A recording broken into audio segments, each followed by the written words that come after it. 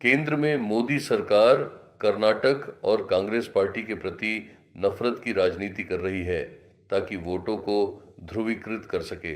मुझे नहीं पता मोदी झूठ क्यों बोल रहे हैं। मोदी की कोई गारंटी नहीं है।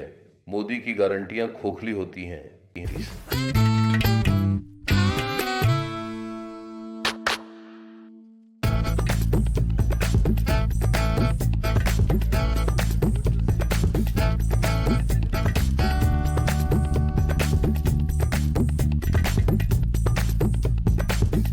सर, हमारे लिए वक्त निकालने के लिए धन्यवाद। केंद्र की ओर से कर्नाटक के साथ भेदभाव, क्या ये बहुत ज़्यादा भेदभाव है केंद्र राज्य के बीच? 240 तालुकाओं में से हमने 223 तालुकाओं को घोषित किया है। 223 तालुकाएं 240 में से लगभग 48,000 हेक्टेयर जमीन की फसल खो दी गई है। किसानों ने फसल खो दी है। हमने 3,500 करोड़ से अधिक की फसलें खो दी हैं और हमने भारत सरकार से एनडीआरएफ के मानदंडों के अनुसार 18,172 करोड़ रुपए मांगे हैं और हमने सितंबर महीने में एक ज्ञापन सौंपा था। फिर भी मैंने 3 मंत्रियों को संबंधित मंत्रियों से मिलने और कर्नाटक में सूखे की स्थिति समझाने के लिए भेजा था। उन्होंने कोई प्रतिक्रिया नहीं दी और अंत में मैं खुद 19 दिसंबर को प्रधानमंत्री से मिला। मैं अमित शाह से फिर 20 दिसंबर को अगले दिन मिला। कितनी बार आना जाना? 3 मंत्रियों ने संबंधित मंत्रियों से मुलाकात की। ठीक है। और उन्होंने कोई जवाब नहीं दिया। मैं खुद गया और 19 दिसंबर को प्रधानमंत्री से मिला। हाँ, लेकिन यहाँ लोग परेशान हैं। यहाँ सूखा पड़ा है, भयंकर सूखा। और वो तुम्हें पैसे क्यों नहीं दे रहे हैं? मुझे नहीं पता, क्योंकि केंद्र में नरेंद्र मोदी की सरकार, वे कर्नाटक के प्रति कांग्रेस पार्टी के प्रति नफरत भरी राजनीति कर रहे हैं और उन्होंने सौतेली मां जैसा व्यवहार दिखाया है कर्नाटक की ओर। और हमने अदालत का रुख किया है। संघीय ढांचे में अदालत जाना अनिवार्य है।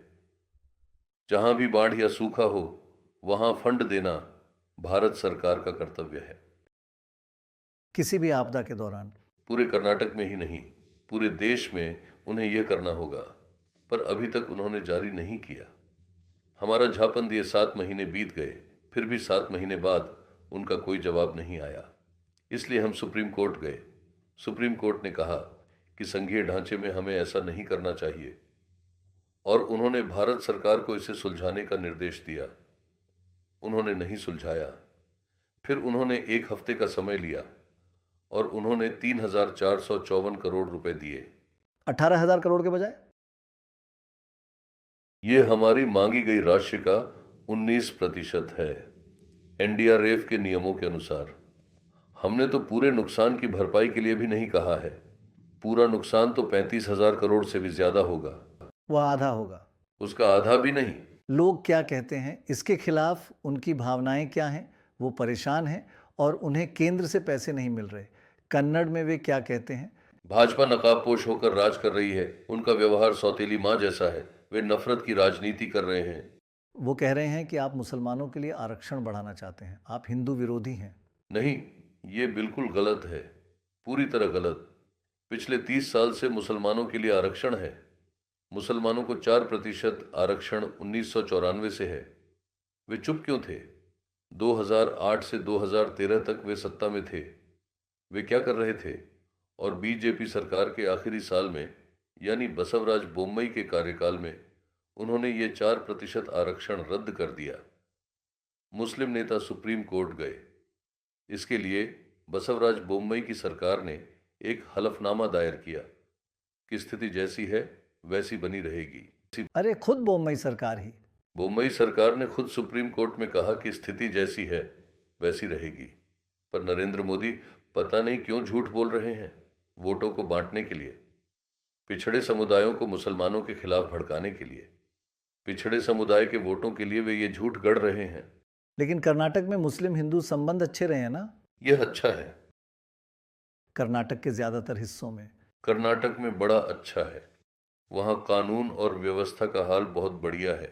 लोग कह रहे हैं कि यहाँ कानून और व्यवस्था थोड़ी समस्या है। नहीं, कोई समस्या नहीं है। यहाँ कानून और व्यवस्था बहुत अच्छी है। पूरे देश में शायद कर्नाटक पहले नंबर पर है। मणिपुर में वे क्या कर रहे हैं? वहां पर ईसाई विरोधी है। ये भारत सरकार है। श्री शाह गृह मंत्री हैं। वो क्या कर रहे हैं?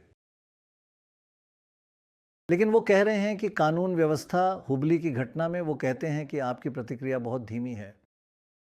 हाँ, कर्नाटक में कानून और व्यवस्था की स्थिति बहुत अच्छी है, बहुत अच्छी।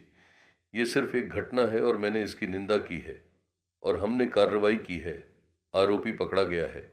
एक विशेष अदालत की स्थापना की गई है और मामला सीआईडी को सौंप दिया गया है। तो कर्नाटक के लोगों के लिए इस चुनाव में सबसे अहम बात क्या है? हमारी गारंटियां, 5 वादे। देखिए, हमने 5 गारंटियां लागू की हैं। विधानसभा चुनाव से पहले हमने कर्नाटक की जनता से वादा किया था कि 5 गारंटियां पूरी की जाएंगी। 8 महीनों में कर्नाटक सरकार ने सभी 5 वादे निभाए हैं। इसका कर्नाटक की जनता पर गहरा असर पड़ा है। तो ये सिद्धरामैया की 5 गारंटी बनाम मोदी की गारंटी है। मोदी की गारंटी का कोई भरोसा नहीं। मोदी की गारंटियां खोखली होती हैं।